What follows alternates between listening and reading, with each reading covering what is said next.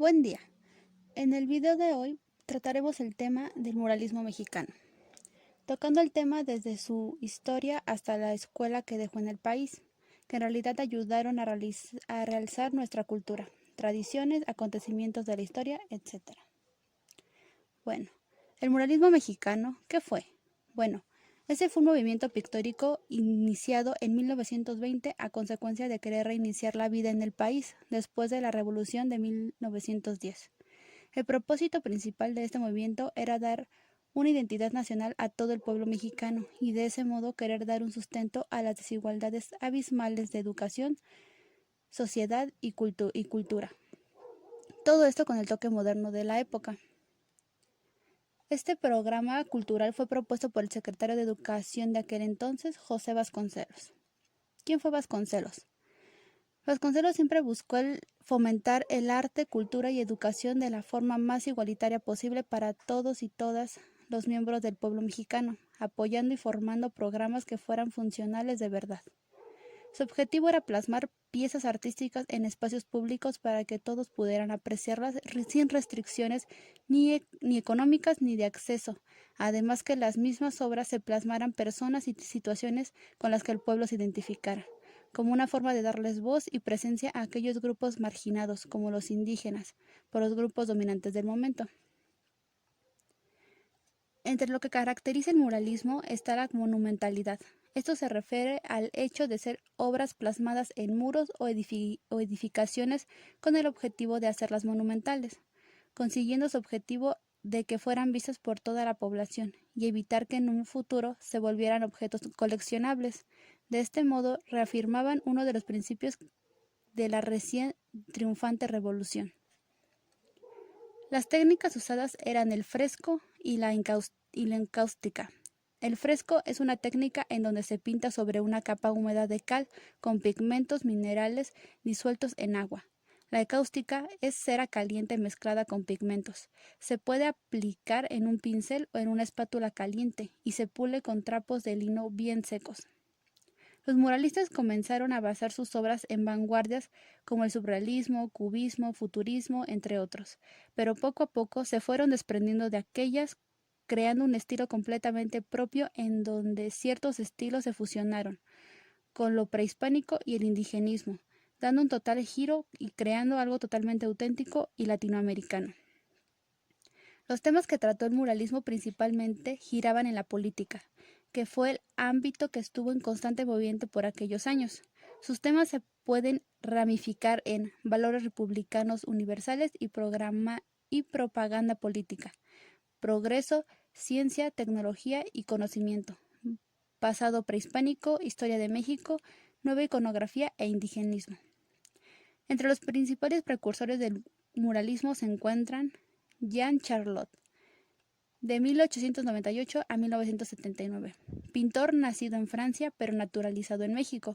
Su mayor influencia fue el arte prehispánico. En sus primeros años fue asistente de Diego Rivera y es conocido por haber pintado La masacre en el Templo Mayor, de 1922 a 1923. Ramón Alba de la Canal, 1898 a 1985. Pintor e ilustrador, graduado de la Academia de San Carlos y miembro del Sindicato de Pintores, conocido por haber pintado El desembarco de los españoles, de 1922 a 1923. Fernando Leal, 1896-1964. Fue uno de los pintores que José Vasconcelos contrató para pintar el mural en la Escuela Nacional Preparatoria, donde pintó el fresco Los danzantes de Chalma, de 1923 a 1924. Fermín Revueltas, 1901-1935. Pintor, vitralista, dibujante y muralista. Participó en el movimiento mexicano llamado estridentismo, en donde se juntaron diversas vanguardias. También fue de la primer generación de muralistas que participó en la Escuela Nacional Preparatoria con su alegoría a la Virgen de Guadalupe, de 1922 a 1924. David Alfaro Siqueiros, 1896-1974. Pintor que se diferenciaba de los demás por proyectar más al futuro que al pasado. Una de sus obras es El retrato de la burguesía, de 1940, y se encuentra en el Sindicato de Electricistas. Diego Rivera, 1886-1957. Pintor que estudió en México y Europa. Su primera técnica que practicó fue el cubismo sintético y vanguardias europeas. Con el tiempo se especializó y estudió el arte mexicano, y así lo dio inicios al arte indígena que lo caracterizó, al igual que la inclusión de lo femenino. José Clemente Orozco, 1883-1949. Pintor muy influido por el impresionismo, y en sus obras trató los temas de educación, progreso, socialismo e industrialización. Sus personajes se centraban en lo masculino. Una de sus obras, Cortés y la Malinche, 1926. El muralismo contemporáneo y sus principales expositores. El arte urbano contemporáneo en México está dejando atrás el concepto de graffiti y se posiciona como el nuevo muralismo mexicano. Esta corriente artística en el país es un continuo flujo de expresiones incesantes, que llega a más lugares y, a diferencia de sus antecesores, nos presenta una visión distinta y sin fin de posibilidades para abarcar más en un mundo donde esta corriente artística no solo se usa como medio de protesta, sino como recurso de expresión para transmitir ideas. El nuevo muralista cambia de cauce, evoluciona, y ese flujo es ahora muralismo mexicano contemporáneo. El muralismo no dejó de existir en México, solo se ha transformado, y las vanguardias actuales lo llevaron a lo que conocemos como street art, movimiento que se mantiene vigente a lo largo del planeta. Aunque ya no tiene una función primordialmente política como era la de Diego Rivera o Alfaro Siqueiros, el arte mural revive en los espacios públicos a través de artistas jóvenes que toman la calle como su lienzo, como parte de un movimiento global de arte urbano. La geometría, los planos de color sólidos, el uso racional de los elementos compositivos son planteamientos estéticos completamente vigentes en la pintura actual, principalmente en el muralismo que podemos ver en las calles. Sin embargo, el manejo de grandes formatos en la pintura abstracta de las vanguardias es el camino por el cual se desplazan estos lenguajes hacia el espacio público actual. Pero es importante conocer la diferencia muy evidente entre graffiti y muralismo, ya que ambos conceptos entran dentro de lo que hoy se conoce como street art. ¿Qué es el graffiti? Nace por un sentimiento de rebeldía y territorialidad. Manifiesta una actitud antisistema. Sus dibujos muestran escenas satíricas pintadas en muros o paredes, generalmente en barrios y en rutas muy transitadas. Los mensajes de los grafitis son crudos, con colores brillantes y llamativos, y con un lenguaje popular, con símbolos llenos de significados para que sean entendidos por las personas a las que van dirigidos. El mural contemporáneo.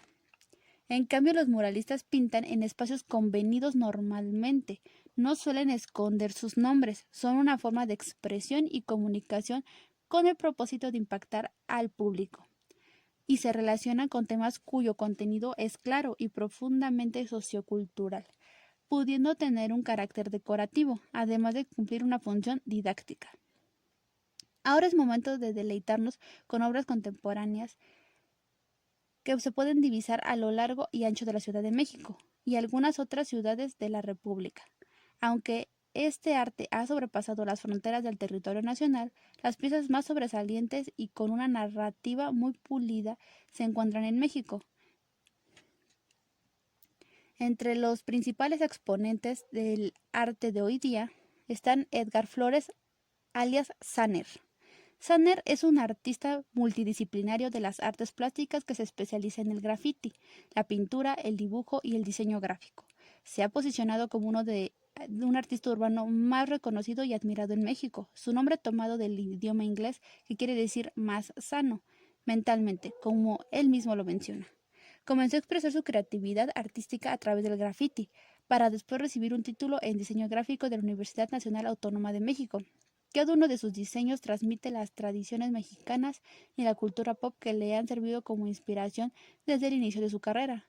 Saner ha expuesto en México, Estados Unidos y Europa. Alonso Delgadillo, el norteño. Artista urbano proveniente de Tijuana, que a lo largo de su carrera ha intervenido cientos de paredes para crear sus murales. Su obra se inspira en historias que le cuentan los vecinos y conocidos de esta ciudad. Además, considera que las calles son el mejor medio para expresar el arte a los niños, ya que rara vez visitan una galería de arte o museo, y la calle es lo más cercano a ellos para ver cualquier tipo de expresión artística.